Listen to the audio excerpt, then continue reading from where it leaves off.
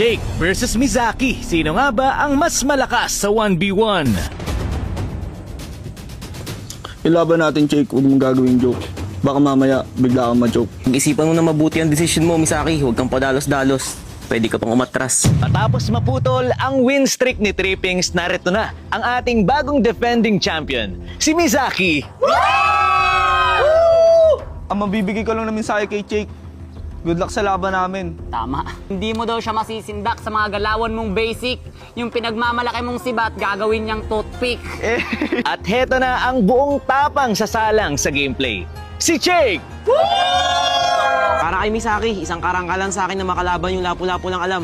Manalo o matalo, mahihirapan ka sa akin. Tandaan mo, Misaki. Hindi ka bayani.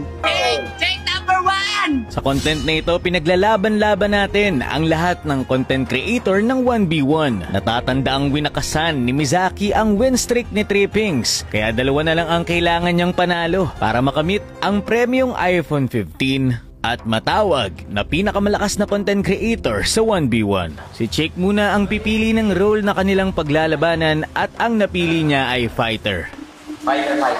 Kaya ayan, simulan na natin ang laban. Ang gamit dito ni Jake ay Alpha, samantalang si Misaki naman ay Guinevere.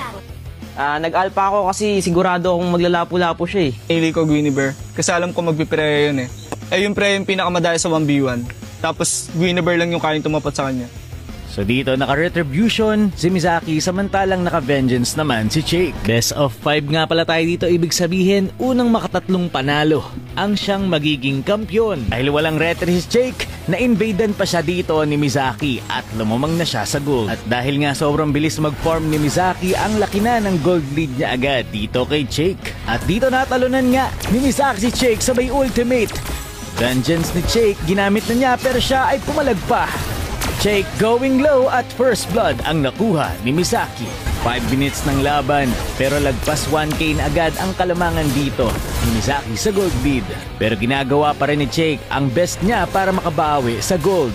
Tamang pressure lang dito si Misaki, tumalon pero hindi tumama. Tamang bato lang ng skill 1 etong si Misaki. Para magkamarka etong si Jake sabay passive. Ultimate, low health na naman si Jake, pumalag siya with the ultimate. Piso na lang ang natira sa HP ni Jake. Low health na rin etong si Misaki pero disiplina na lang para hindi siya ma-takedown. Mali ang rules nga pala natin dito, yung base lang mismo ang bawal i-push at yung mga tore sa side lane. Pero pwede silang mag-dep sa sides kapag third tower na. Grabe nga naman yung pressure na ginagawa dito ni Misaki. Tumalon nga siya dito pero na-counter ng ultimate ni Alpha. Ang problema, naka-out lang din siya at